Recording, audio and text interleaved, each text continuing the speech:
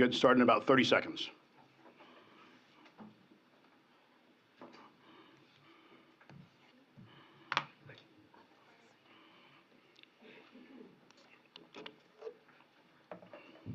Happy St. Patrick's Day, everybody. If you forgot that it's St. Patrick's Day, happy St. Patrick's Day. You'll be reminded soon. Steph. I dare you.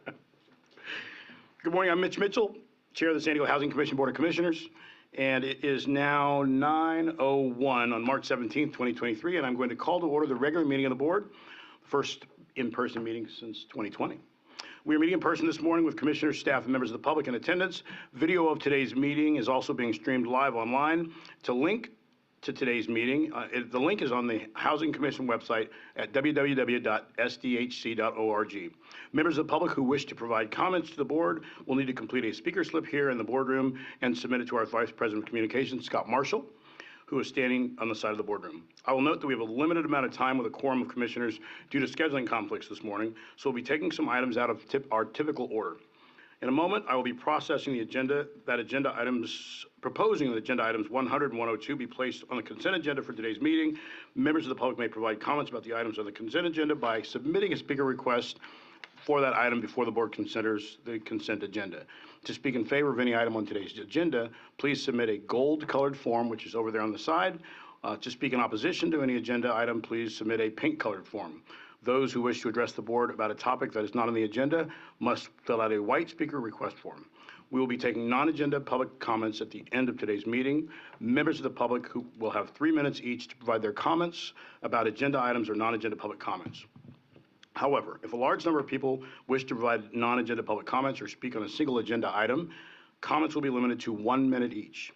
Collective testimony by those who support or oppose an item shall be limited to no more than 15 minutes total per side. And when I call your name, please step up to the podium, state your name for the record, and begin making your comments.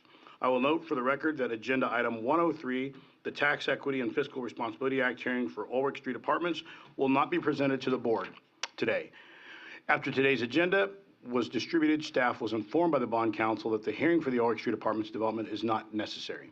Also, due to the limited time we have with the quorum, 3 items on today's agenda will be postponed to the board's April meeting, which will be held on April 6th.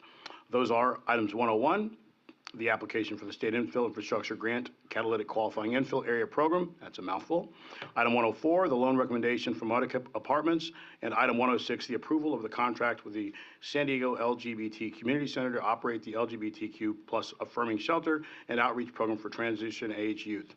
We will also consider item 50, the approval of the minutes at our April 6th meeting. Commissioner comments, we will now be prepared to take commissioner comments of any we will take care of commissioner comments, if there are any, and receive the report from the interim CEO later in today's meeting and allow for more time for the board to consider action items on today's agenda within the time we have available this morning. So let's go ahead and move on to the consent agenda. I am now proposing the following items for consent. Item 100, the procurement of property insurance, and item 102, the authorization for the Housing Commission to retire the Greystone Central San Diego Housing Commission FNMA mortgage loan and partially retire the mortgage loans for Kearney Vista and Valley Vista Apartments. I do not see any speaker slips, so I'm assuming that Scott Marshall has acknowledged. No speaker slips have been submitted for items 100 or 102, so this concludes the public comment period for these items. Commissioners, do you have any comments on the consent agenda, or do I have a motion? So moved. Motion by Commissioner Benvenuto. Second. Second by Vice Chair Klumpner. So we have a motion and a second. All those in favor of the motion say aye. Aye. Aye. Any opposed? Nope. All right, so the motion carries by a vote of 4-0. Next up is item 105, the fiscal year 2024 Moving to Work Annual Plan Approval.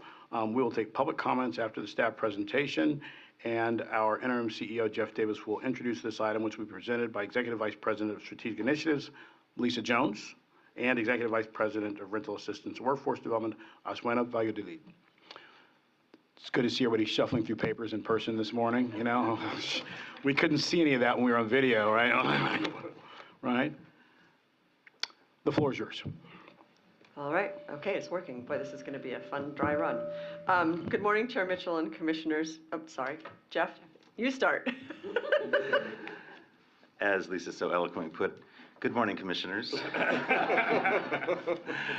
Moving to Work, or MTW, is a federal demonstration program that provides flexibility for certain public housing authorities, including this Housing Commission, to design innovative, cost-effective ways of providing housing assistance to families with low income. As an MTW agency, the Housing Commission is required to submit an MTW plan to the U.S. Department of Housing and Urban Development each year. We presented the proposed fiscal year 2024 MTW annual plan to this board as an informational workshop in January to receive your input on the proposed activities. We've adjusted the proposed activities based on the feedback that you provided during that workshop. The activities included in this year's MTW plan would support homelessness prevention and reduce costs, which may allow for increases in payment standards for rental assistance households. Supporting the Housing Commission's ability to continue to raise payment standards is important as regional rents continue to rise. You will see that the average amount of rental assistance we provide to households each month has been steadily increasing far more rapidly than the increases in voucher funding that have occurred. So being proactive and creative in finding ways that we can continue to increase payment standards will be necessary to help our rental assistance household maintain and remain competitive in the marketplace today. And with that, I'll turn it over to Lisa. Good morning, Commissioners. I'm Lisa Jones, Executive Vice President of Strategic Initiatives for the Housing Commission, and with me this morning is Azucena Valladolid, Executive Vice President of Rental Assistance and Workforce Development. For the fiscal year 2024 MTW annual plan, we are proposing 2 existing activities to incorporate updates: Moving Home Rapid Rehousing and Path to Success. Moving Home utilizes MTW funds to provide housing subsidies to individuals and households experiencing homelessness, while supportive services are provided to strengthen housing stability. The Housing Commission has been a leader locally on homelessness prevention efforts since launching its locally funded programs in 2017. At a local and national level, we have seen an increased focus on the critical need to reduce inflow into the homelessness response system. This proposed modification, wait, hold on, sorry. We've lost track. I apologize.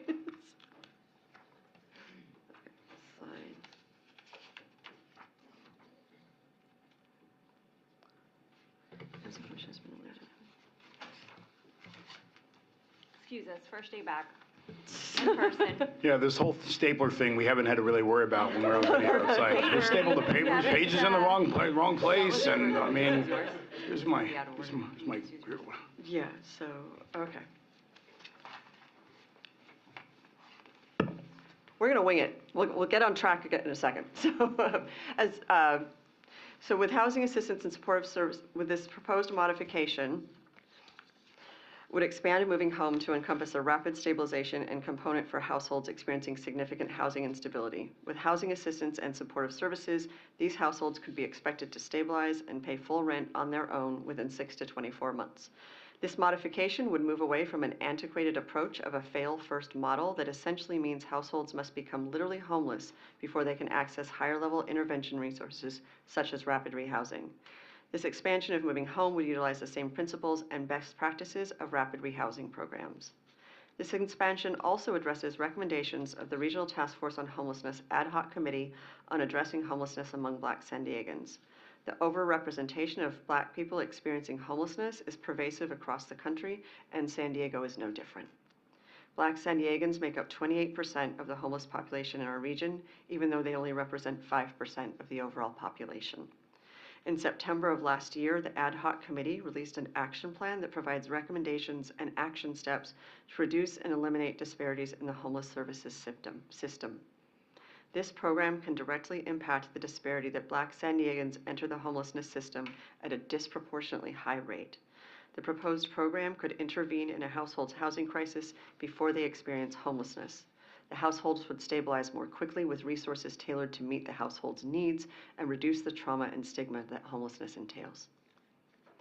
The second reproposed initiative is this year's MTW plan would reduce costs and federal expenditures, allowing for potential increases in the payment standards for rental assistance families.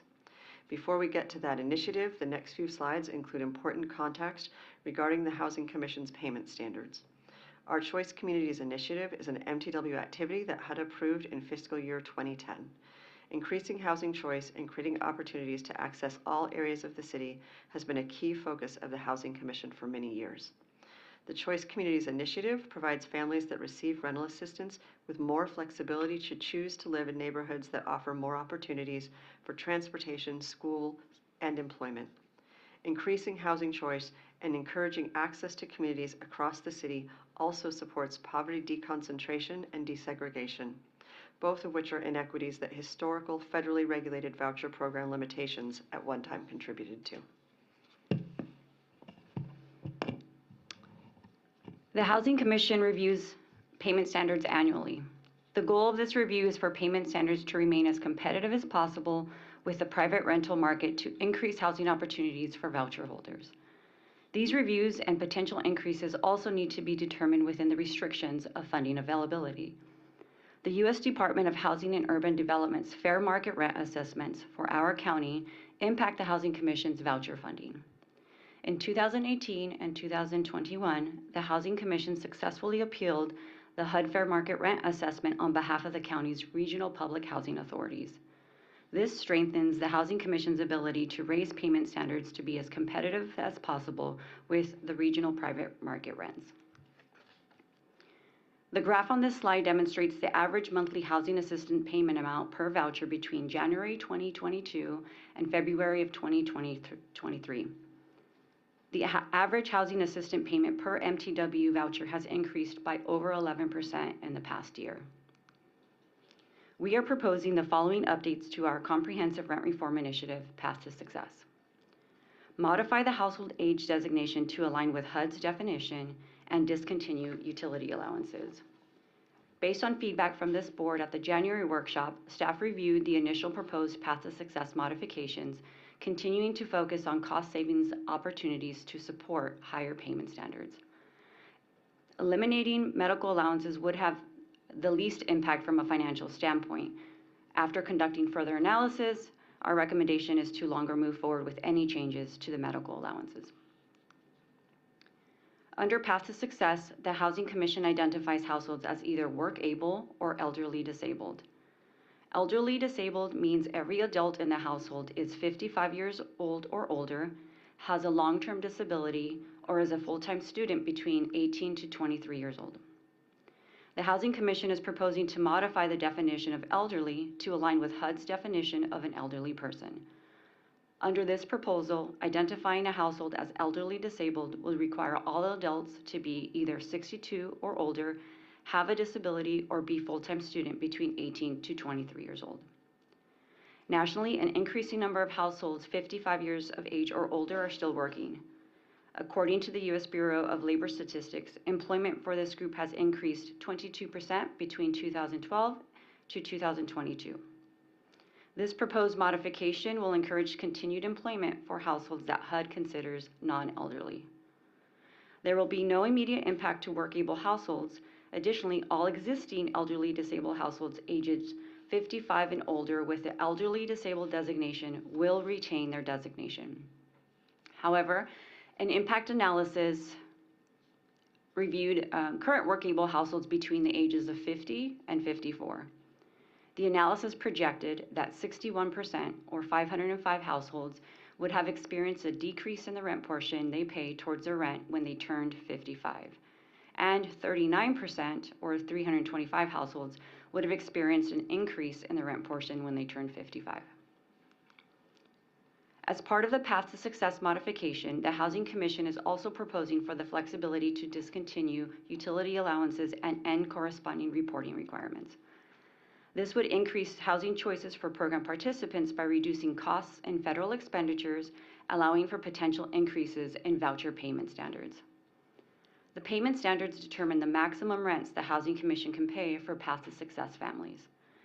The potential housing assistance payment savings that would result from this update are projected to be approximately $5.3 million per year once fully implemented.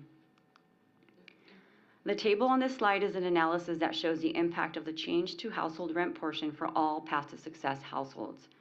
The analysis projected that 30% would experience no change to their rent portion of rent, and 70% would experience an increase to their rent portion of rent. Of the households who would experience an increase, 53% would experience an increase less than $50 per month. Hardship policies would be available to eligible households. Elderly or disabled households who would experience an increase greater than $50 in their rent portion of rent as a result of this policy would be eligible for a 1-year exemption to the reform. Eligible work-able households may apply for the existing Path to Success comprehensive hardship policy. If the re-proposed Path to Success activity is approved by HUD and implemented by the Housing Commission, a 1-year advance notice would be provided to all Path to Success households before implementing the changes.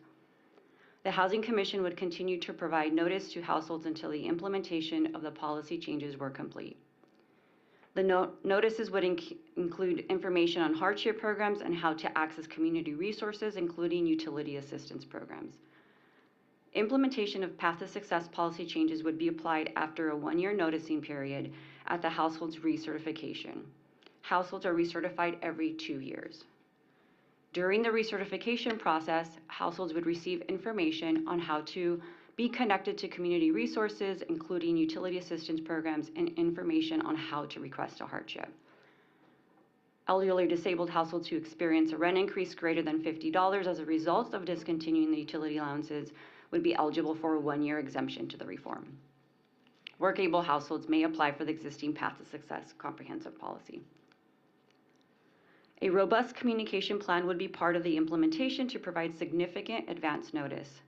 Notices would be sent to all Path to Success households 1 year in advance of the implementation of any policy changes. The notice would inform households of the changes and include information on how to access community resources, including the Housing Commission's Achievement Academy and other community resources for assistance with job placement, accessing community resources, and low-income utility assistance programs. Ongoing notifications would be included in recertification packets.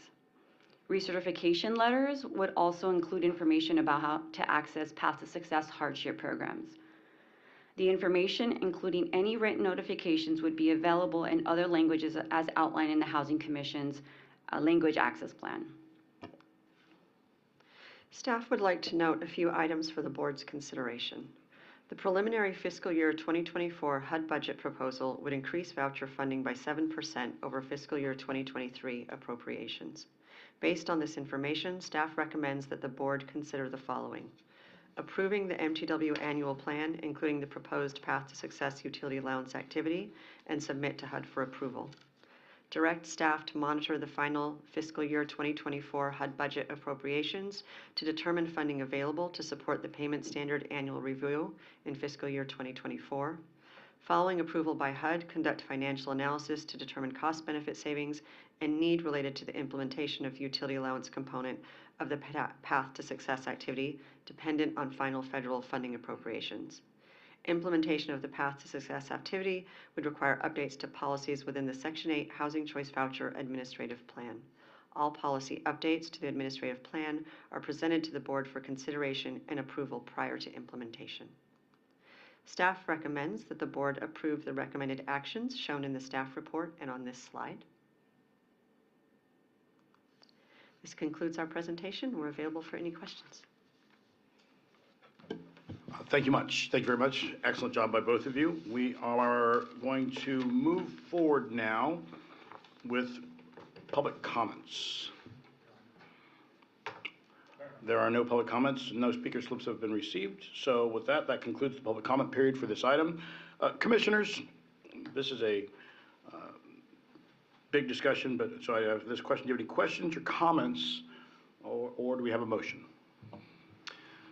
So moved, and I will save most of my comments because this is the second time we've discussed this topic, which I very much appreciate the work that staff did, both the last time we saw it and since then. And also just, note for the record that, I understand there's changes being made here, and I think it's important for the public that maybe isn't following this in this level of detail to understand that the money that we're saving in certain parts of the Moving to Work program are going straight back into assistance. And this is really about focusing on the needs that we have today, including homelessness prevention and diversion, and focusing our efforts there. And also, I think reducing the administrative costs is a goal that we should be pursuing. Every dollar possible should be going directly to assistance. And so everything that staff has done to move us in that direction, I very much appreciate, and I'm happy to make the motion. All right, we have a motion. Do we have a second? Happy to second. I will add a few comments before we take a vote on the motion, if there are no further. I just want to say, first of all, I appreciate the work of the team on this. You have a tough job every day, and trying to keep up with outdated regs and outdated policies on top of trying to help all the people that need your help more now than ever isn't easy, and it's a difficult balance, and I give you kudos to everybody on the San Diego Housing Commission team. The modernization of this structure, I think, is appropriate. It is outdated, I think I heard one of you say, and we're trying to now be more responsive to today's issues, and I think that the payment standards example is a great one. Giving people more neighborhood choices, right? So they don't have to just look in one neighborhood. Giving an opportunity when they look in different neighborhoods to actually have a competitive voucher that will allow them to actually live in that neighborhood, not just dream about it. And I think that the hardship policy that you discussed and the exemption, which are the two protective layers for people, are really important. Before we vote on this, I think it's important, though, for people watching or listening to this, that you give brief statements on things that have already been misstated by some, and those are specific to, the hardship policy and, the exemption. If you see more than a $50 increase, you can apply. Can you just repeat that, what those mean for people listening? So for any elderly or disabled households that will see a $50 increase to their share of rent as a result of this policy change would be eligible to have a 1-year deferment of that policy. And as we approve that policy, we would also work with them to connect them to our Achievement Academy and community resources to also make sure that we're connecting them with other public utility assistance programs for low-income households, job training, or other public benefit screening. So it would be a comprehensive overview and exemption. Yeah, so it's a protective policy for those who really need it. And the second thing, I want to echo what Vice Chair Clemner said. Some people are going to read the report and say, well, you're just trying to be more efficient, so you're hurting people by making these changes. It's not the case. We're putting the money back into the structure in the form of payment standards, for example, to increase neighborhood choice. And so I do give you that credit. One last comment that if you guys could make, and what we now realize is that we as the Housing Commission we have to have strong partnerships. And you mentioned this, that you're going to work with people to show them where other resources are, so that they're not just out there on their own, which sometimes, and I learned this through my work with the food bank, when people are navigating the system for the first time, they don't know what they don't know. Talk a little bit about that effort as well. So actually, I think this speaks to a lot where we've learned over the last 3 years, especially during the impacts of COVID on the folks that we try to serve, is we've learned how to flex those muscles in accessing those community resources, those community-based organizations. Also through our prevention diversion programs and our work at the Homelessness Response Center, we have a really good connection to partners throughout the city to figure out how to best serve people, whether it's through digital equity inclusion, whether it's through food banks, whether it's through other community resources related to healthcare or utility assistance. We have a strong network of partners that we have developed over the last several years. Yes, go ahead. And I would just like to ask either Azucena or Stephanie to talk a little bit about what we do at the Academy with the income supports and other ways that we make sure that our clients are connected to every resource that they're eligible to.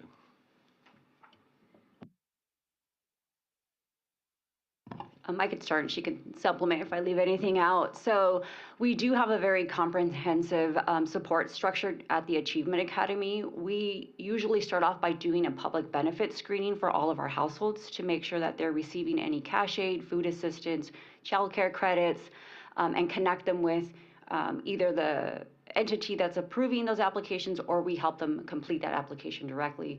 We also have a very robust community partnership with employers. So we can start off with people with developing soft skills, interview training, and or even leading them up to connecting them to jobs.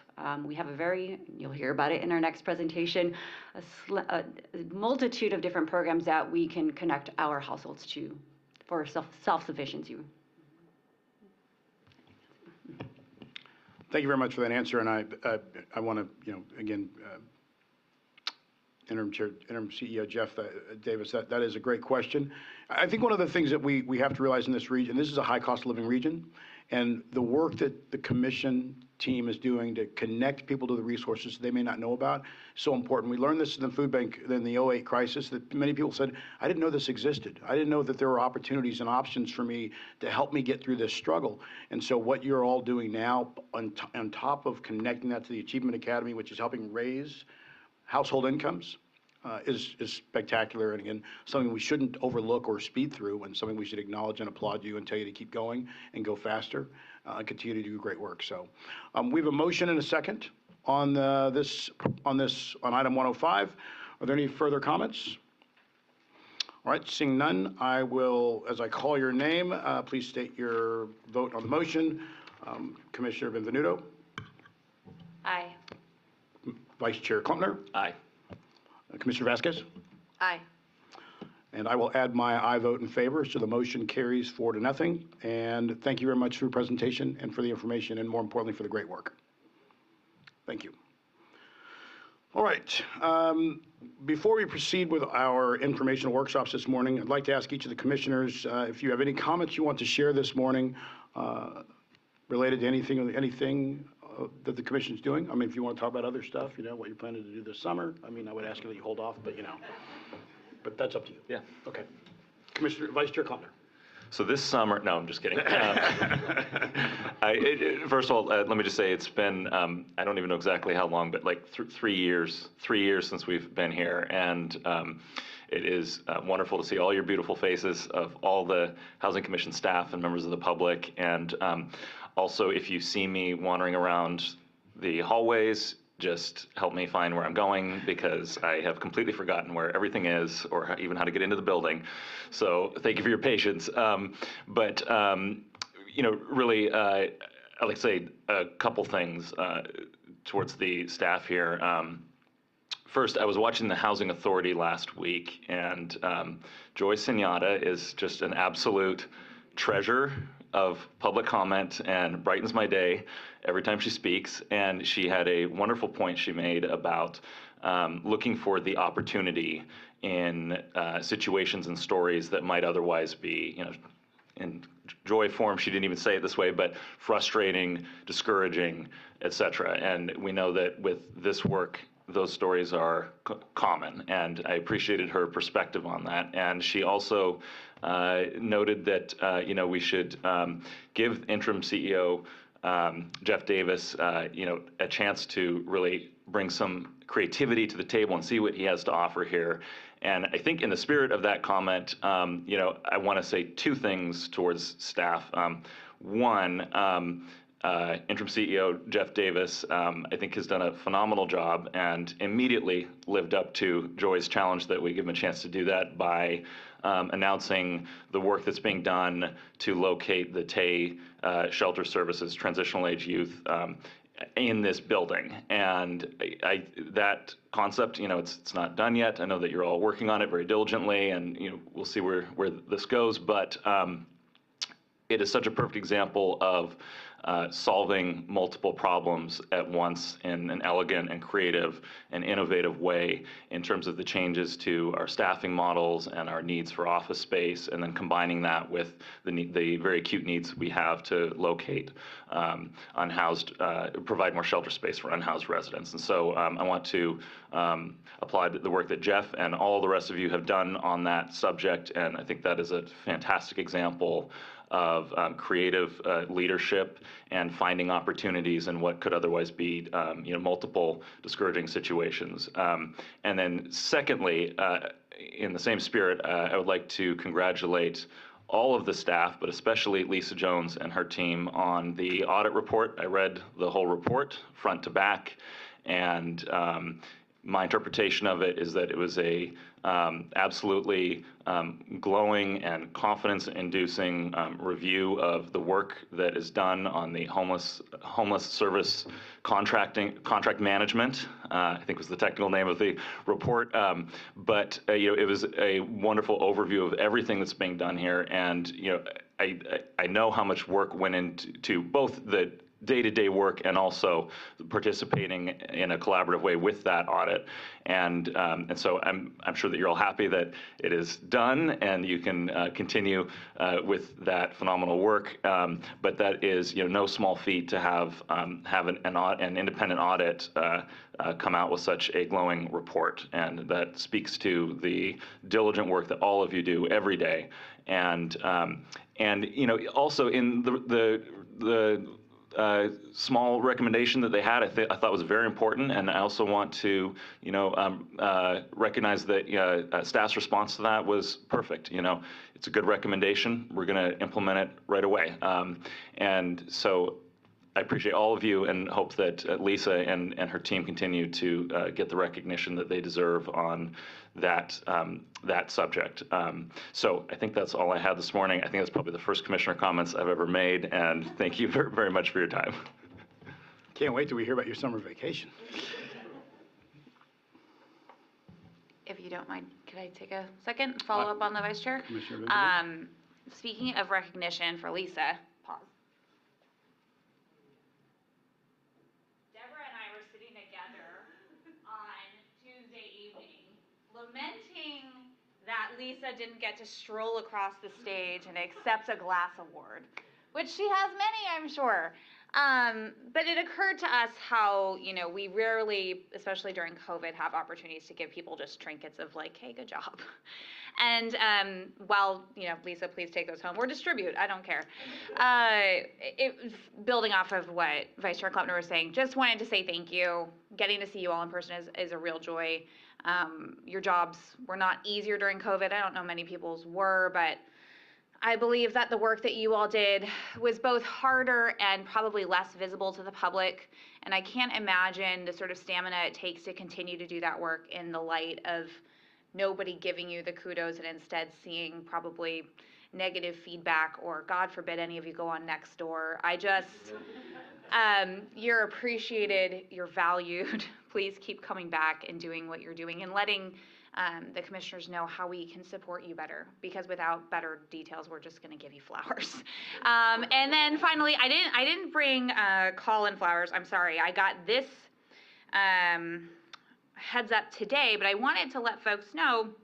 I heard from Commission friend Ginger Hitsky this morning saying that she had planned to call into the Housing Commission this morning, but couldn't and wanted to share some thoughts. And I thought, oh, here we go.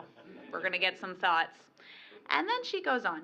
The NOFA for these funds came out at the last minute, the IIG funds, and the deadline was super fast. We reached out to the mayor's office for help, quickly figured out that SDHC was best suited to be the lead entity to apply. Colin Miller and his team were able to quickly assess the situation and move to action. It was a team effort, and I'm really grateful to everyone involved who is trying to pull this money down from the state.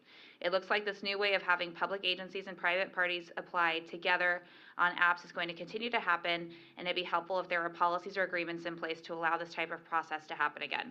First, kudos to Colin and his team for taking the opportunity. It is easy. There are stories everywhere of folks saying, not my problem, not today, and that's never the story with the commission. So thank you for yet again, just really surpassing the moment.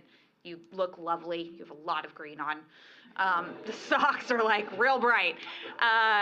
Anyway, it just wanted to thank you guys, and to the extent that we continue to lead with creativity and empathy, I applaud you all. Thank you very much. That does it for me. All right. Commissioner Vasquez, I think before we move, I want to make a few comments as well, and some of them are to echo what you've already heard, but again, I can say this, that I learned a lot in a weird way over the last 2 years when we were locked up during COVID about the work of the commission. It was wonderful at times, because there'd be an article in the paper about a family struggling, and I would call Jeff or Lisa, and I could hear the wheels turning as the group, the team, was working to address something that was happening. And when you see that real time, it makes you happy, because it's not just about being responsive. It's about the care and the concern that this entire team has of being impactful. And, you know, you've heard us say this before, you know, that, you know, and it's important to remember this, what we do as an organization is vital to this city. How we partner with this city is vital to the people that we're impacting. And I think that there are times where people will say, you're not moving fast enough, when I know in reality you're moving faster than ever before. There are times that people will say that you're not being firm enough, when I know from watching the last couple of years from behind video screen and through various conversations that you're moving faster than ever. You're moving with more precision and more dedication and more creativity than ever before. We are in an unprecedented time in the city of San Diego. We're in an unprecedented time in this region as it relates to the struggle with homelessness. This is just a known fact. And as Commissioner Benvenuto said, sometimes you're not going to get the applause and the pat on the back that you deserve, but you are going to get the criticism from those who don't understand everything that's happening behind the curtain. But we all do. And you heard this. I think it's clear that we are all very appreciative of the work that has happened over the last couple of years at a time when it's most important. And we're all appreciative of each of you and your commitment, because it has not been easy to do this work. You know, I remember reading a couple of articles about our work on vouchers, and I was so proud because we're being recognized by the LA Times and the New York Times about how this organization handles vouchers better than anybody else in the state. A model for the nation. Something you should be incredibly proud of. And we talked about it, and we've shared this information. I think that it is, you know, I'll say this in closing, that, you know, what is expected of us now as a team, the Housing Commission and the commissioners, is that we communicate better, and which we're doing, and that we connect more. And unfortunately, the connecting more, there are a lot more people who need us to connect. As you drive around, you notice that. And we're going to celebrate you and celebrate the milestones as we move faster to create impactful solutions to the situation. But don't ever go to sleep at night worrying or wondering whether or not what you're doing is making a difference. What you've been doing and how you're doing it will be remembered many years from now, because it was essential during a crisis. And what we do going forward will be forever remembered, because it's essential. And I know that the mayor and the council president both appreciate the work of this team. And again, it's not always present, but you're always going to get the kudos that you deserve via social media, but you're going to get it from us. And I want to say, last but not least, to my colleagues in the commission, I know that some of you, like, you know, we follow social media, and we don't always like what people are saying that's just a misstatement of fact or a misstatement of rumor, and they ignore the facts. But you are to be commended, because I said one day to my daughters, they were asking me, "Oh man, you guys take a lot of grief." You know, I said, "Yeah, we volunteer to take this grief." But we all also understand, yeah, there's snacks. We also understand that, you know, this is a necessity, what we do together as a team. And, you know, I said, sometimes, you know, that's going to happen, but we go to bed every night knowing that we're making a difference. So thank you to every one of you and the entire staff. So, all right, with that, we will move on to, we will move on to the next item on the agenda, and that is item 107, and it is the informational workshop about the Housing Commission's Achievement Academy. We will take public comments after the staff presentation, and Executive Vice President Joanna Valladolid and Vice President of Workforce Development Stephanie Murphy. Stephanie, I haven't seen you in a while. It's good to see you. Will present this item, and please begin when you are ready. Good morning, Commissioners. Stephanie Murphy and I are here today to provide you with an informational presentation to share with you about the Achievement Academy and the new programming we've developed along with the successes we've experienced over the past few years. The Achievement Academy is a vital component in assisting participant households improve the quality of their lives and increasing self-reliance. Services are available to rental assistance participants and public housing residents. In fiscal year 2022, over 19,000 Section 8 Housing Choice Voucher Program households were assisted. However, the need for rental assistance is much greater, with approximately 134,000 household applicants waiting for assistance. About 84% of rental assistance households are considered extremely low income, and 63% are elderly or disabled. Our work-able households make up about 37% of households assistance, and these are the households who typically participate in the Achievement Academy services. In 2010, we established the Achievement Academy, a learning and resource center geared towards assisting participant households to become more financially self-reliant. The Achievement Academy is located at the Housing Commission's main office in downtown. However, during the pandemic, we continued services virtually through video and telephone conferencing and have experienced an increase in participation. Our programming is designed to improve the self-reliance and quality of life of those we serve through a comprehensive approach in 3 core areas, including financial literacy, access to income supports, and career development and employment placement. Services and work readiness curriculum are designed to position our participants for long-term success. We pair services with people based on their level of need, and we use a multifaceted approach to get people trained and employed in fields that will help them build long-term career paths and self-reliance. Stephanie will now elaborate on the services provided at the Achievement Academy. Good morning. Here you'll see a list of the services that we provide in the Academy, from work readiness to on-site, off-site job skills training, financial education, our family self-sufficiency program, access to benefits, recruitments, typically weekly, sometimes even more than that, computer training, soft skills, and then we have some specialized programs that I'll talk about. Outcomes are very important to us, so I wanted to provide you an overview of the last 6 years from fiscal year 17 to fiscal year 22. You can see the core services, increase in earnings, hourly wage, participants placed, financial coaching, and credit score, and you can watch the changes. We had a substantial increase in our core services when the pandemic hit. We had an increase in individuals receiving financial coaching when the pandemic hit, and that hasn't died down. We've also had an increase in our hourly wage. And I want to talk specifically about what we did during the pandemic. So this is March 2020 to January 2023.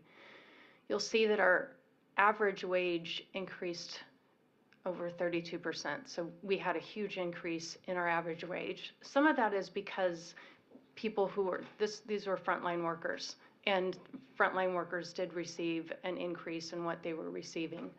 We had close to 2,500 receive one core service, close to 500 placed in new jobs, close to 600 increased their wages.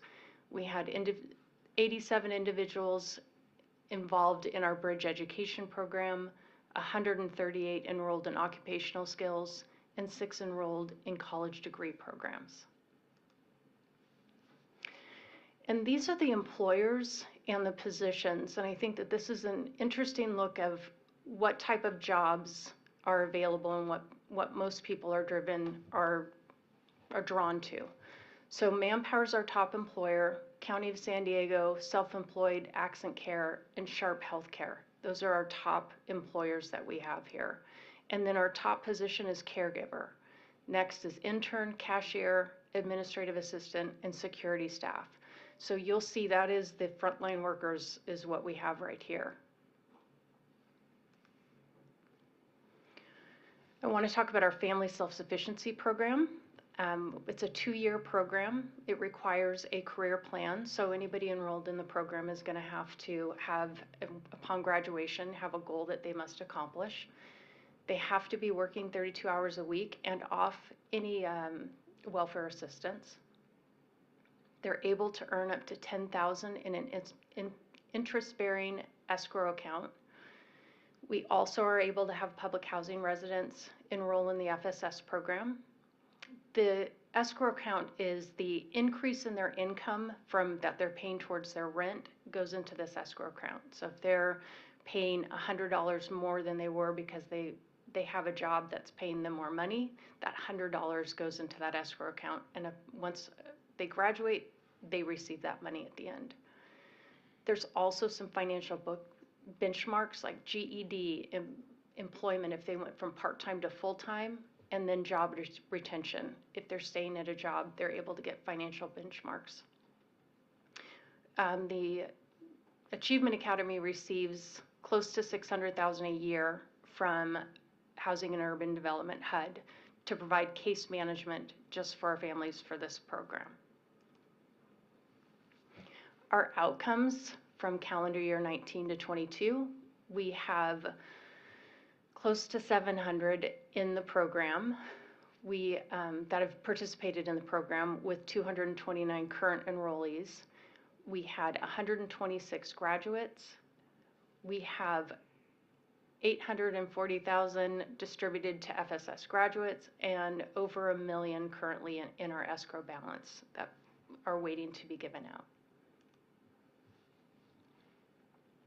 I want to touch on our Bridges to Career Opportunity Program. Local Initiative Support Corporation, LISC, with funding by Citibank, provided us some funds, and we created a couple of programs with that. First, we created a customer service training program specifically for hospitality. This was pre-pandemic.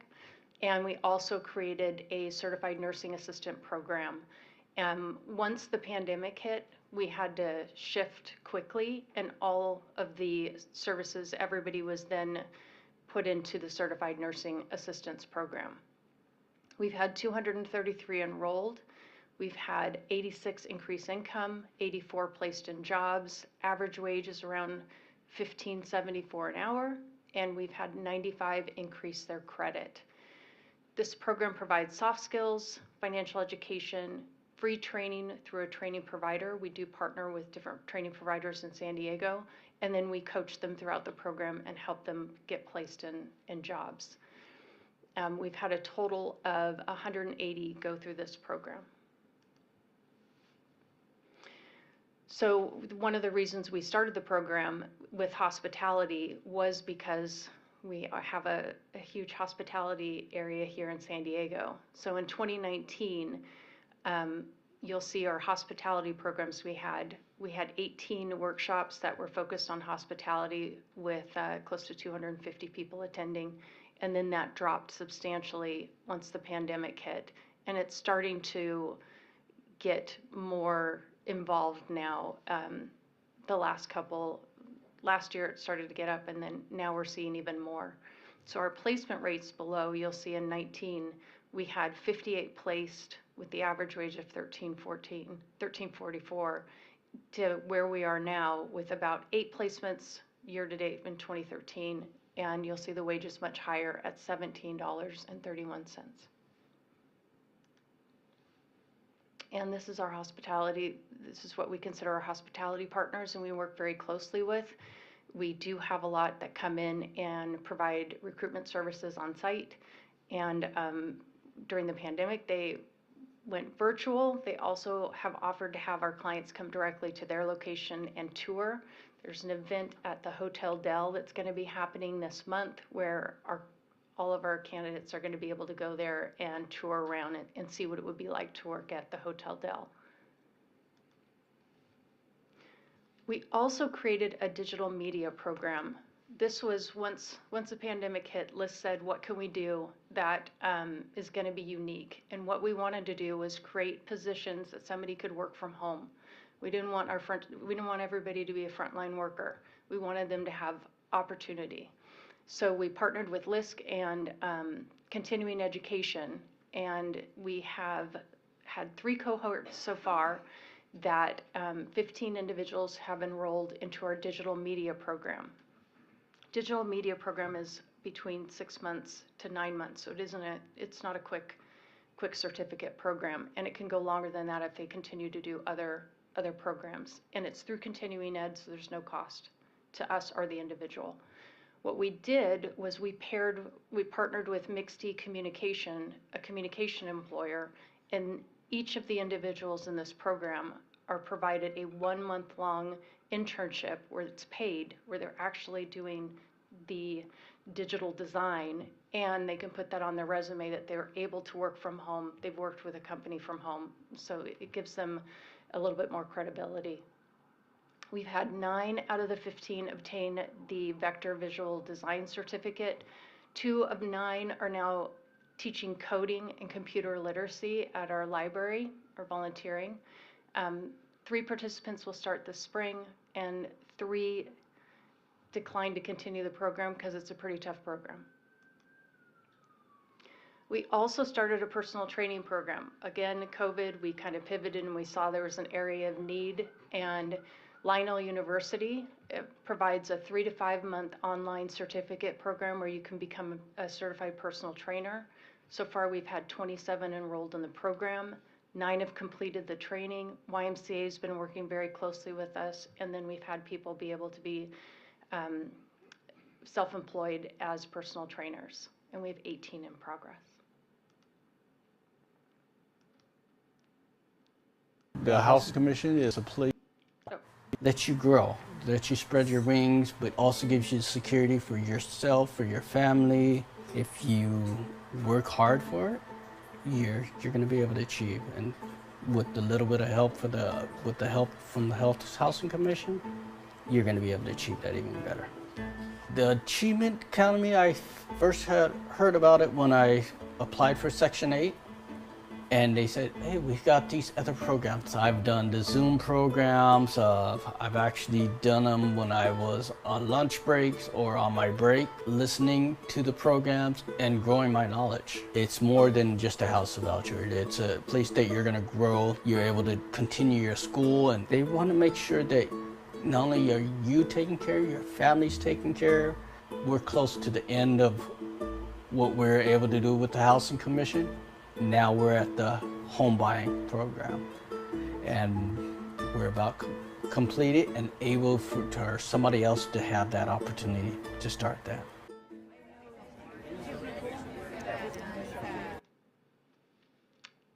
And do we have any questions? Commissioner Benvenuto. Thank you. I love this program. I always am so excited for this presentation. Thank you for everything that you and your team have done. I was curious, with the escrow program, the $1 million that's in there, $1 million and change, if I were to join the program but not graduate or complete, does the money get held there? How does that get returned to a person who, for whatever reason, is no longer participating in the systems but would like their income back? It's like I planted you to ask this question. We have just had changes to our family self-sufficiency program from HUD. So in the past, we gave that money back. So it was never used, it was never given to the person, and we couldn't use it. Now, with the new program, we can use the money that's not used to provide training services, to help people if their car breaks down. So we're going to have this pot of money that we can help our FSS clients even more than we could in the past. So it's really exciting. Fabulous, thank you. And one additional question, the self-employed, I heard trainer. What other careers are folks going into that they would be self-employed? So self-employed, it can be a ton of different, it could be a child care provider. It can be they're doing catering. So it's a all-encompassing. So if somebody's saying, I've just now started to tutor somebody after school, that could be something that we would consider a 1099, and they'd be self-employed for that. So it's a variety of different services that they're providing.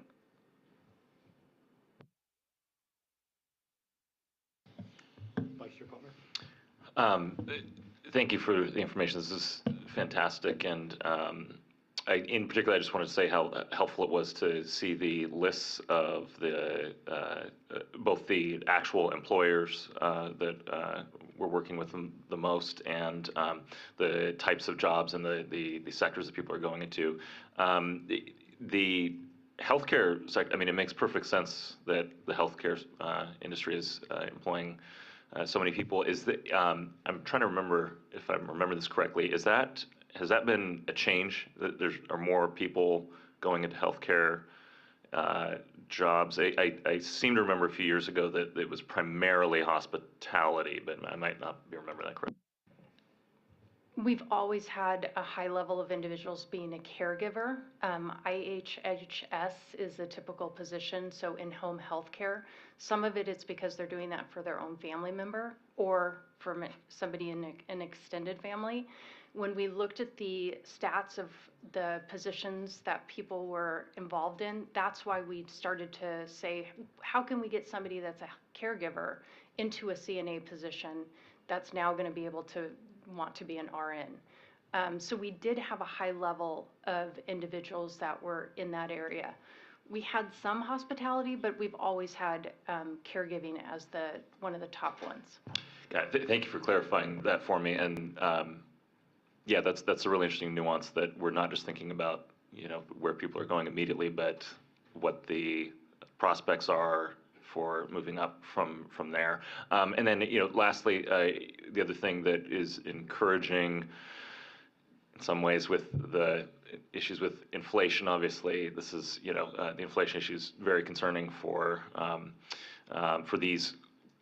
all of our clients and the impacts it has on their standard of living. But it is encouraging to see that these individuals are, averaging above minimum wage. I think that's important, and that there's been a significant increase in their wages over the last couple of years. Obviously, that is offset by the inflation issue, but better than the alternative. So thank you. Great presentation, and I will echo what Commissioner Benvenuto said. I love the work that you're doing. I've always said this, that life is in part about fueling hope and creating achievement, and what you're doing at the Achievement Academy is just that, and creating these successful stories. As someone who sits on the Sharp Healthcare Board, I was pleased to hear that, and I would urge you, going a little further than what Vice Chair Klumner said, healthcare is going through an interesting transition right now. People retiring, a lot of opportunity, and anything that we can do to strengthen our connection to the healthcare space here in the region could be an easier transition for people through the academy into long-term jobs that again raise their standard of living. And so I would encourage you, again, if you need help with connections and anything else, but there are a lot of opportunities in healthcare, so please pursue that. I also was pleased because sometimes people just assume that we're only pushing people into hospitality, and they assume that it's not a real career. And so what the list shows is you're working really well with a variety of entities where you're actually giving people an opportunity for long-term stability. So that is impressive. And again, I'll end with this. I think the increase in the hourly wage, 32%, as Vice Chair Klumner said, right now, what matters most at kitchen tables and on the minds of everyone is, can I afford to keep up with the pace of what's happening in and around me that affects me? And so the increase in hourly wage is impressive. So kudos to you for all the work you're both doing, and great job. So, any further comments? All right. Saying thank you very much. This is an informational item, so no further action is required.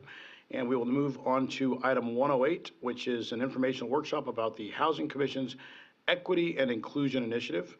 We will take public comments after the staff presentation. Senior Vice President Deborah Fisher-Falk and Director George Williams of the Compliance and Equity Assurance Department will present this item. And Deborah, it's good to see. I've seen your name a few times on emails because I know that you've been working hard behind the curtain. So it'll be great to hear both of you today on an important topic. And I loved the presentation, but I'll let you jump into it, and then we can get into questions. Thank you, and it's a pleasure seeing everybody too. It's been a long time. So let's get started. Good morning, Commissioners. The San Diego Housing Commission continues to take steps to strengthen its equity and inclusion efforts.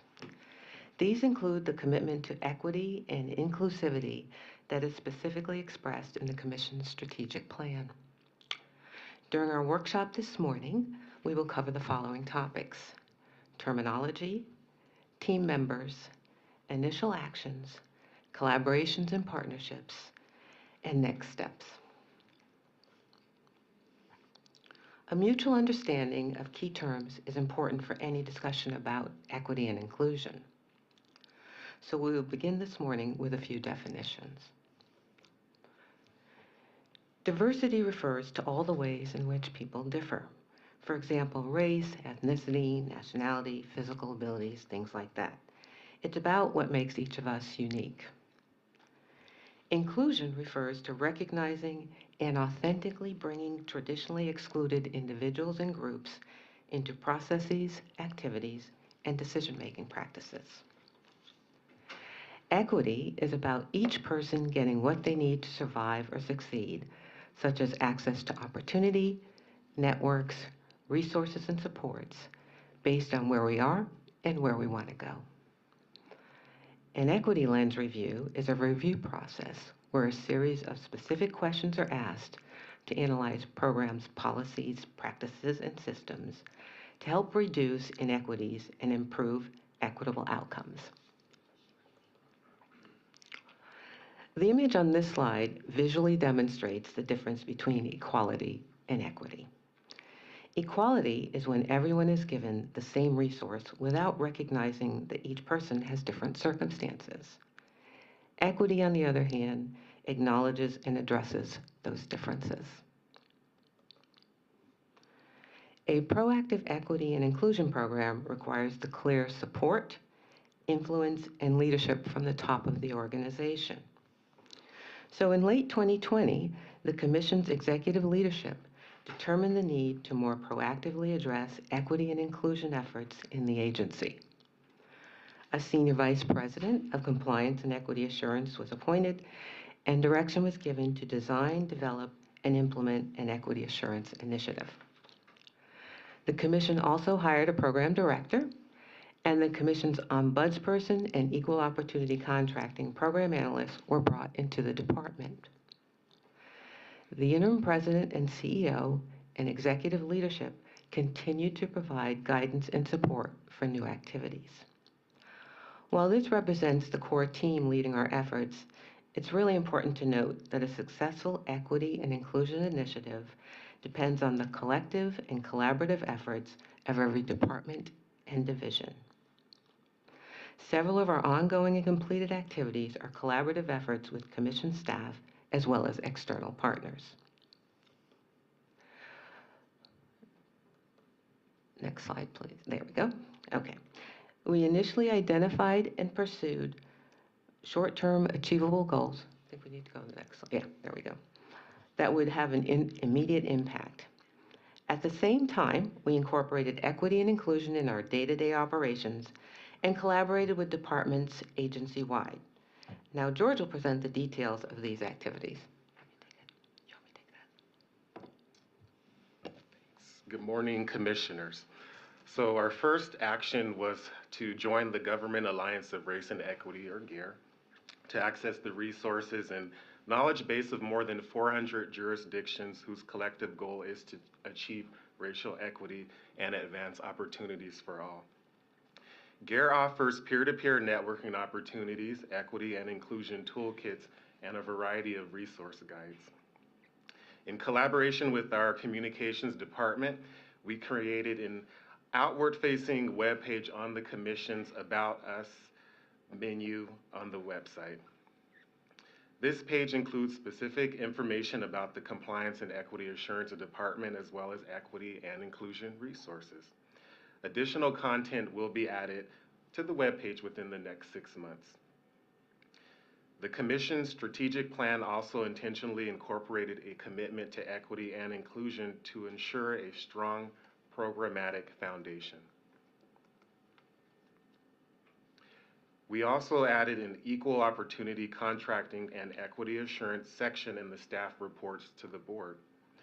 This section identifies the equity and inclusion efforts being undertaken as they relate to the proposed staff recommended actions. In addition, all Housing Commission requests for proposals, requests for qualifications, and affordable housing notices of funding availability include equity and inclusion as part of the evaluation and selection criteria. Equity and inclusion language is also included in their summary statements.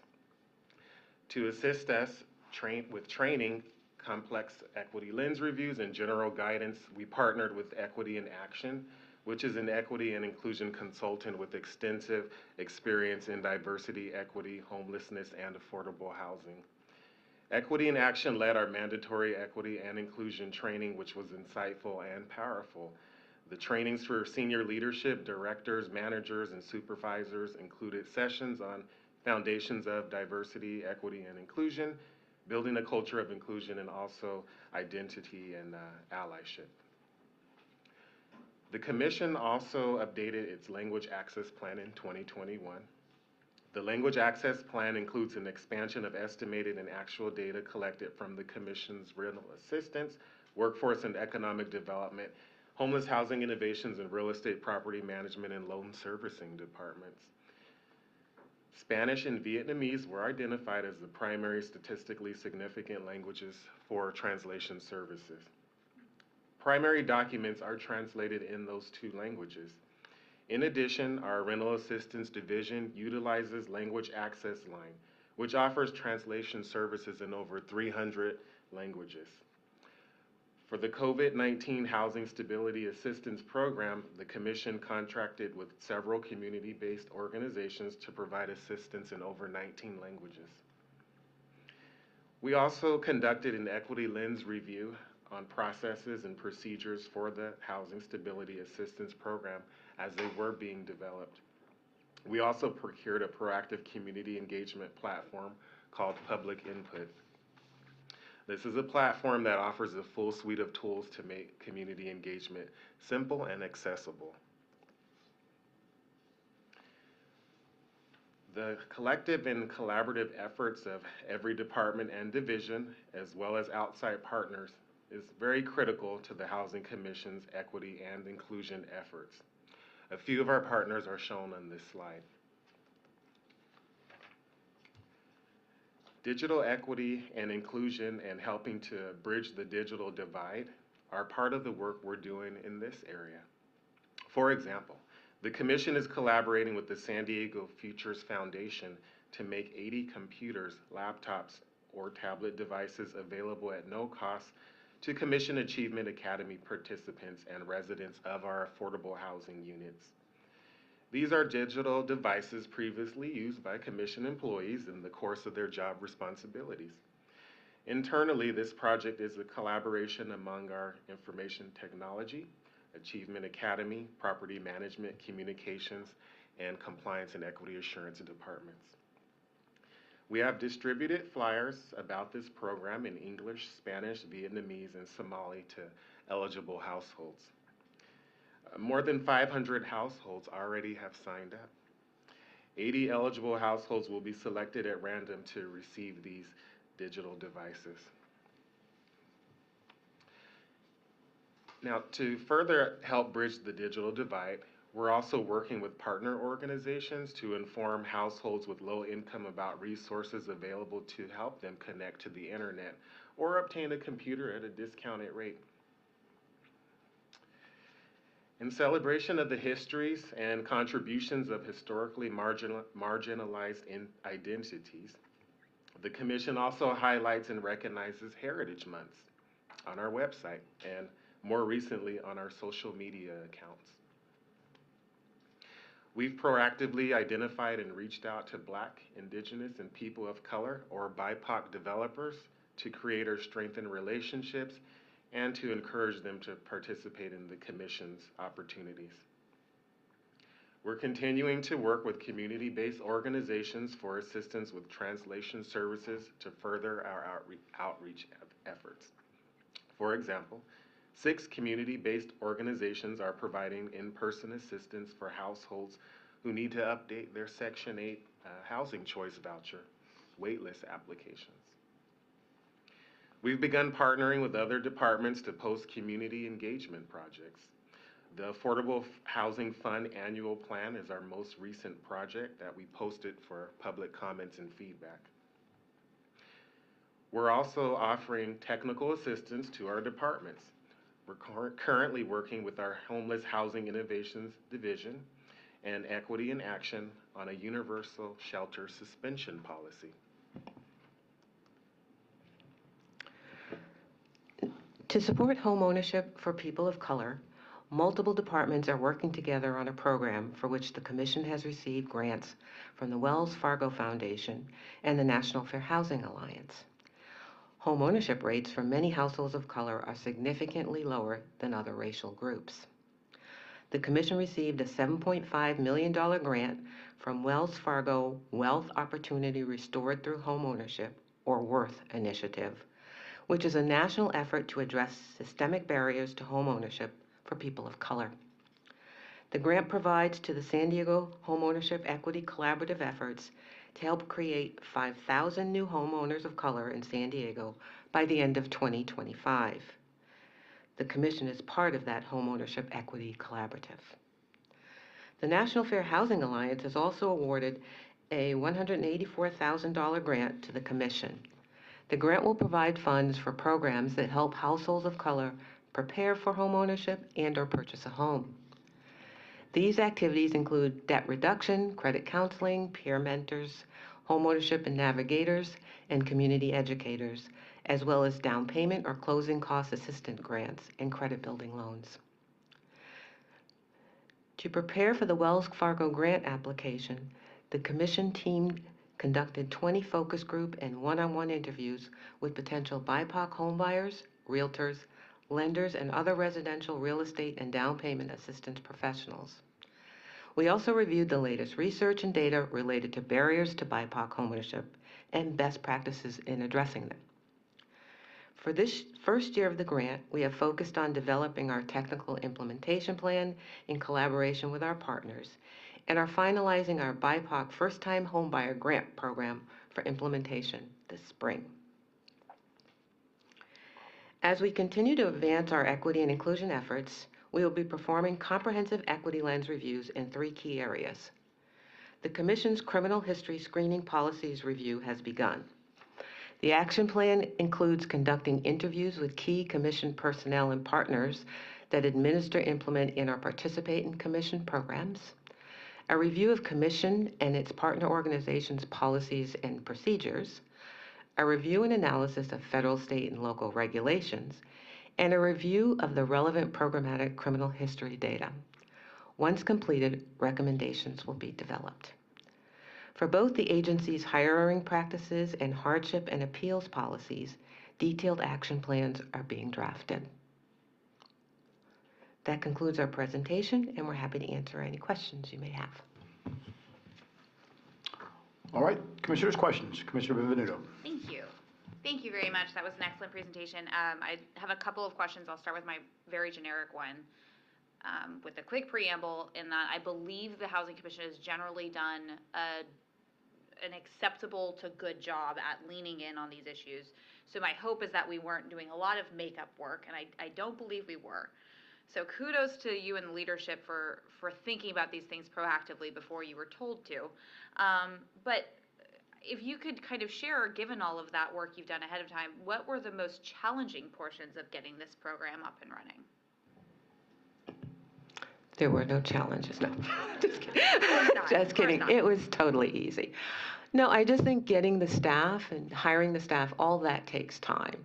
So when the direction came to do this, we had to get staff, pull them together, get trained. We're still getting ourselves trained.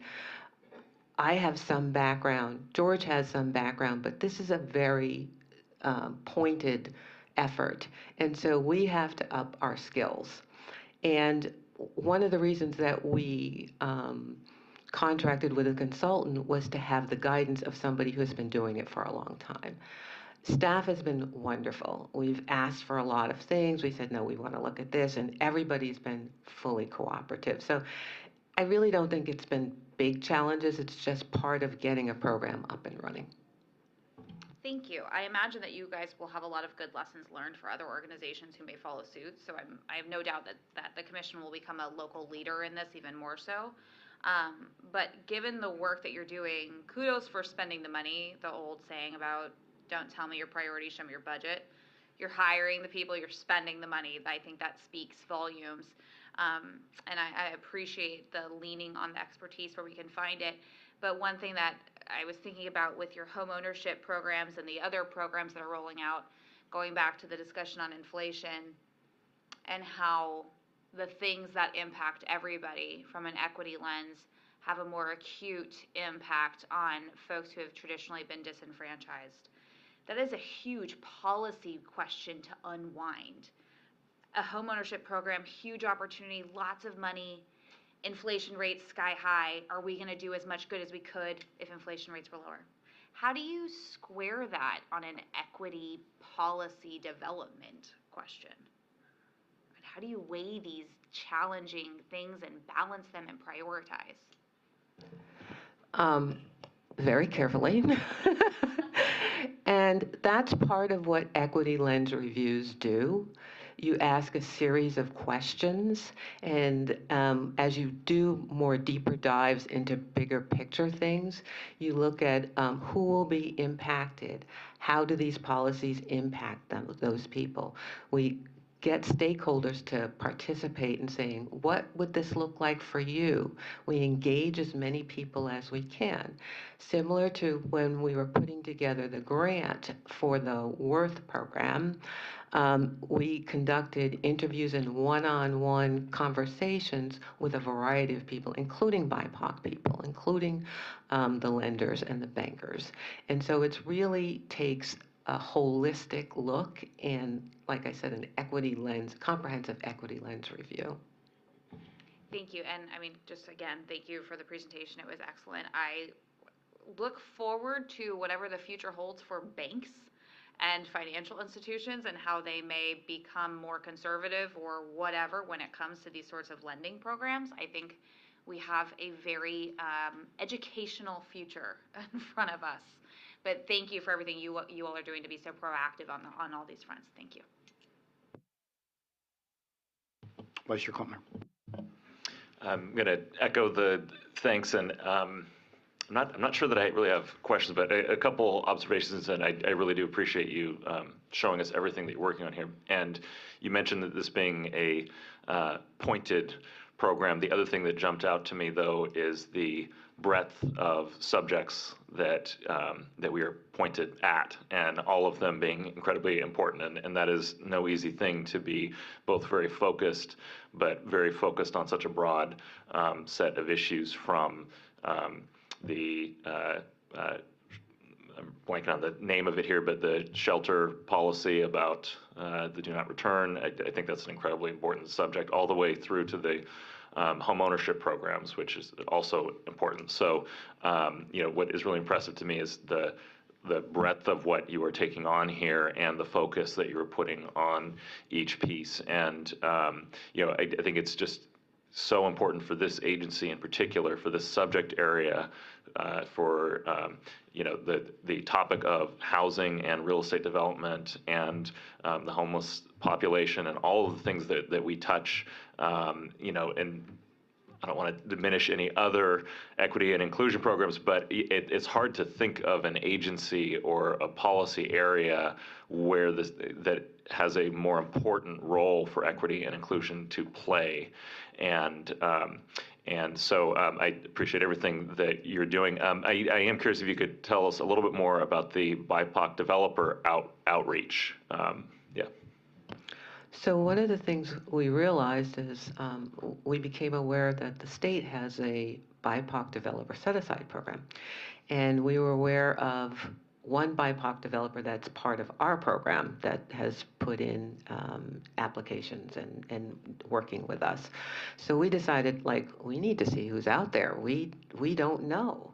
So we reached out to several organizations that we became aware of and tried to introduce ourselves. That's an ongoing effort because there aren't, as far as we know, any in San Diego. They're all LA and above.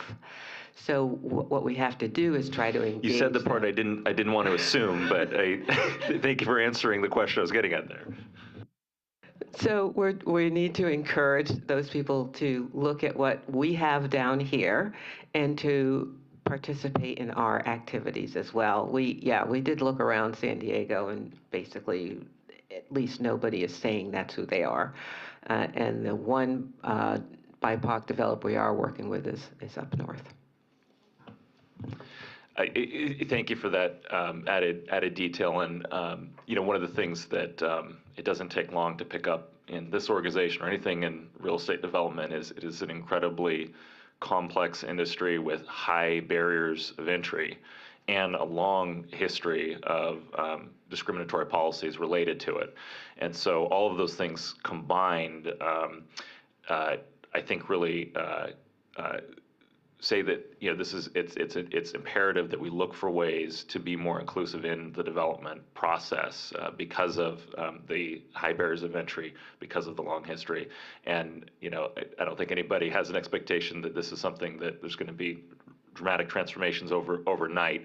I think the point is that it likely will take a long time to cultivate things like BIPOC development partners, but we have to start somewhere, and I'm glad that we're doing that outreach. And hopefully at some point in the near future, there will be more local developers in that category. So thank you for the presentation. I appreciate it. You're welcome. I just want to add one thing that in our NOFAs, Notice of Funding Availabilities, equity and inclusion is part of the evaluation criteria, and it's right there. So we're putting it at the forefront of that too. I'll end with, again, a great presentation. It was wonderful to hear it and to hear your comments and your thoughts. What's really impressive for me on this is that you were building this amidst, an environment that wasn't easy to build it in. I think that there were priorities that were happening that the commission was focused on, and you were moving ahead. Deborah, I know what you have on your plate every day, and this is impressive. I will make this statement. A good friend of mine back east and I were talking about, the difficulty of equity and inclusion. And I said, everybody has their own different definitions of what the program should look like, how you should roll it out, what you should be talking about. As someone who spends a lot of time having this conversation in the corporate world, it's an interesting conversation at times because it's a struggle in many instances. And a friend of mine said, equity really is when everybody's starting out at the same place. And then you can really say equity. And so I think there are two examples of what you guys are highlighting that are really important. One is, on the translation services. You can have the best programs in the world. You can be offering the best opportunities for people to grasp and connect to a program and have it propel them forward. But if you can't understand it because it's not in a native language and you're just looking at what appears to be words on a document, that doesn't help. So I commend you for, when you mentioned 300 different languages, translation services, and partnering to make that happen. That's important because we are in a region that truly is diverse. And the people that need help don't all speak the same language, aren't all of the same ethnicity. This is about a comprehensive approach to providing support and guidance for people when they need it. It's a simple thing, but a lot of people don't do it. So I'll give you kudos on that. And the second thing is on the issue of I was there for the Wells Fargo grant, and what I was really excited about was the steps that led up to that announcement was the focus groups, the conversations. What are the barriers? What are you experiencing when you're having this conversation? Because it isn't as easy for everyone. Equity. Not everybody can walk into a bank and understand everything they're being told and you go, oh, piece of cake, I'm going to fill this all out and I'm ready to go. And what the grant was acknowledging is there's additional work and additional steps to truly create, equity so that everybody can get through the process with the same level of ease at some point. So I commend you on those two examples. And the last thing I'll say is what I've also enjoyed is watching this organization evolve during the last couple of years around this, because Jeff and I had a conversation about just basic recognition, the word recognition, recognizing that everybody's not starting at the same place. We had this conversation about, holidays. We have recognized holidays in the city, and we talked about a culture calendar. And, it's okay to acknowledge that people celebrate different holidays, and that if you want to give them an opportunity and you want to acknowledge if you celebrate Diwali, if you celebrate LI, right now it's Monday, I believe, is the Persian New Year, Nowruz. And I give you credit because as a government, as an agency that is, your mission every day is trying to lift people up and give them an opportunity to be housed and to help them. Taking the opportunity to look at this comprehensively and think about it through the lens of equity and inclusion is impressive, and I commend you both. And I commend you, the entire staff, for your efforts to embrace this, so thank you. All right. No further questions or comments. This is not there's no formal action necessary for this because it was a information item. So thank you very much for both of you for your time today. We will now move on to receive our informational report from the interim president and CEO, Jeff Davis. Jeff, the floor is yours. Thank you, sir. I do have a few to share with you this morning, the first being the San Diego Housing Commission's performance audit. And I really want to thank Vice Chair Klumpner for his comments to staff this morning on the audit. It's really hard to overstate just how positive the audit was, what it really says about the conscientiousness of our HIT team. And I'm just so glad that it came from you, because it means a lot coming from the board. And Jeff, I would say this, I didn't say this when Vice Chair Klumpner said this, you guys were moving it so fast in the midst of the crisis, and to get a clean audit report, because that's generally when mistakes happen, is when you're moving so fast and it's extraordinary time, and to get that clean audit amidst knowing what we know, truly impressive. Yeah, it's like I said, hard to overstate how impressive it was. So as Mr. Klumpner indicated, the audit confirmed that the San Diego residents can rely on the Housing Commission as a responsible leader in collaborative homelessness solutions. It determined that the Housing Commission follows best practices in the procurement, administration, and monitoring of homelessness service contracts. It also found that we ensure that contracted homelessness service programs follow best practices through contract design, ongoing administration, and compliance monitoring. These findings reflect our core values and strategic priorities, including a commitment to excellence and innovation in all that we do, and being responsible financial stewards of the funding that we deploy. The audit did include 2 recommendations related to our processes for sole source contracts. We agree with the recommendations and have already begun taking steps to make sure they're implemented.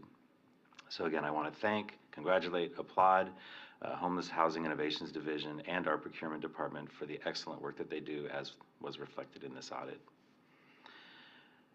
As part of the Housing Commission's ongoing efforts to support the recruitment and retention of staff in the homelessness service sector, we have completed a compensation study. This study demonstrates that homelessness services sector wages are well below the cost of living in San Diego. The majority of frontline staff cannot afford a 1-bedroom rental housing unit in the city. These include positions such as outreach workers, case managers, housing specialists, housing navigators, behavioral health specialists, and many others. These employees, needless to say, are essential to the ongoing collaborative efforts to address homelessness in the city. The goal of the study is to re-benchmark key frontline and case management positions with the intent to more effectively attract and then retain staff, and thus reduce system vacancies and increase system performance. We posted a compensation study report on our website last week in the significance documents section of our media center. The Housing Commission's 2-year pilot program to allow the majority of our staff to continue to work remotely has been going very well, and it has allowed us to consider options for repurposing some of the office space in our building. With the need for additional homelessness shelter beds, the Housing Commission is exploring the possibility of converting some of the office space into a shelter for transitional age youth experiencing homelessness. The first floor offices at our building that served as our Achievement Academy appear to be well suited for this purpose. The Housing Commission is working as quickly as possible to confirm the viability of this space for that purpose. And we're confident that we will be able to present a proposal to this board and to the Housing Authority in the coming months. I should note that meanwhile, the Housing Commission's Achievement Academy continues to operate remotely and in other offices at the San Diego Housing Commission's headquarters as needed, so no disruption for our participants. I'm also happy to share that the Housing Commission has been chosen as a civic collaboration partner by a program from the University of North Carolina at Chapel Hill. This summer, scholars from the university's Moorhead-Kane Merit-Based Scholarship Program will come to San Diego to engage in a deep dive with our Digital Equity and Inclusion Project. The students will look at the work the Housing Commission has already done to bridge the digital divide and to identify core factors that hinder digital accessibility and look for additional solutions. Activities will include facilitating digital equity resource events, supporting our OASIS Senior Tablet Program, and providing ongoing research into new ways to increase digital access and public engagement. The students will also reach out to residents of our programs to conduct research into cost barriers and identify other potential barriers to their access. This program will launch May 30th and run through July 21st. We're very excited to be chosen as a collaborative partner for this program. No, this isn't finally. I'm going to save one more for later. On Tuesday and Wednesday of this week, the Housing and Homelessness Committee of the Greater Fort Lauderdale Alliance visited the Housing Commission. We discussed within the affordable housing and homelessness challenges in San Diego and the innovative and collaborative solutions the Housing Commission has implemented to address them. Their visit included a roundtable discussion with our staff and affordable housing developers, Affirmed Housing and Wakeland Housing and Community Development, a walking tour to see a few affordable rental housing properties in downtown San Diego, a tour of the Homelessness Response Center, and a roundtable discussion with the Housing Commission staff and Regional Task Force on Homelessness CEO Tamara Kohler. The Greater Fort Lauderdale Alliance is a group of civic and business leaders from Broward County, Florida. Since 2016, they have scheduled visits to other areas of the country that have similar markets to Broward County so that they can learn more about how those communities are addressing homelessness and housing issues, and we were able to learn some things from them as well. Now, last but not least, I wanted to talk about our Awards of Excellence meeting that we had. So when was that? A week or two ago. So at our all-employee meeting this month, we announced our annual Employee of Excellence for Outstanding Performance Awards for 2022. The following Housing Commission employees were recognized with individual awards of excellence. Roger Lucero from our Real Estate Division, Xochi Luna in our Rental Assistance Division, Nancy Sa, who I see back there, from our Homelessness Housing Innovations Division, and Katie Vigil in our Human Resources Department. I want to congratulate all of them. They truly are outstanding employees. The Team Award for Excellence went to our Emergency Housing Voucher Team. You'll recall that our Emergency Housing Voucher Program has been uniquely successful in helping secure rental housing for hundreds of families experiencing homelessness or at serious risk of homelessness. And they did so, I think, probably better than anyone in the country. So congratulations to that team, certainly very well deserved. I should note that the individual and team awards of excellence were selected by nominations from their fellow employees. As the CEO, I got to choose an award for the CEO award, and since this is likely my last opportunity, I decided to pick two, and I selected, where's those fucking plans? I know who they were, but, Melanie Madrid from the Real Estate Division, and also Zach Bang in the Rental Assistance Division. These are two employees widely known and respected for their professionalism, their kindness, and their positivity. And so congratulations to the two of them. And that concludes my report. Thank you, Jeff, and kudos to all the award winners. You know, you heard me say earlier that we need to communicate, connect, and celebrate. And I think celebrating milestones, but celebrating the work of the internal team is so important because, again, the work that you do every day is vital. So kudos to all the award winners, and kudos to the senior team for recognizing how important it is to do this. All right. With that, we have one final item today, and that is our non-agenda public comment period. I do not see any speaker slips, and Scott Marshall's acknowledging that. So therefore, seeing no speaker slips and no public comment, we are finishing up for the day. And I want to say again to my fellow colleagues, my fellow commissioners, kudos to you. This is important. It's good to be back, everyone. It's good to see some smiles. And we have a lot of work to do. And we have lots of snacks, as Commissioner Benvenuto mentioned, available for those of you who've been sitting here going, please hurry, because I'm starving. With that, we will conclude today's meeting. The meeting adjournment time is 10:35 a.m. Everybody have a great rest of the day, safe weekend, and keep up the great work.